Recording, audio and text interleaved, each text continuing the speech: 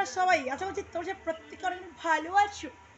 আমি আবারও চলে এলাম একটা অন্যরকম ভিন্ন স্বাদের ভিডিও নিয়ে। তো সেটা হচ্ছে আজকেরে আমি তোমাদের একটা নতুন রেসিপি শেয়ার করব। মানে আমি তো অন্যদিন অন্যান্য ভিডিও শেয়ার করি। তো আজকেরে একটা নতুন ভিডিও শেয়ার করব। সেটা হচ্ছে এই যে কুমড়োর ছক্কা বানানোর পদ্ধতি। প্রথমে বাজার থেকে কুমড়ো কিনতে হবে, এটা ভালো বড় সাইজের কুমড়ো। কুমড়ো কিনে কুমড়োকে ডুমডুমো করে কাটতে হবে। কেটে একটা কড়াই কুমড়োটা ভালো করে সিদ্ধ করে রাখতে হবে। তারপর সিদ্ধ করা হয়ে গেলে কড়াইতে তেল গরম করতে হবে। তেল গরম করা হয়ে গেলে তাতে হচ্ছে কালো জিরে ফোড়ন দিতে হবে, দিয়ে ছেঁকে নিতে হবে। তারপর তাতে এবারে কুমড়োগুলো দিতে হবে। আর তারপর কুমড়োগুলো কিছুখানি কষানো হয়ে গেলেই লুডুর ছক্কা দিতে হবে।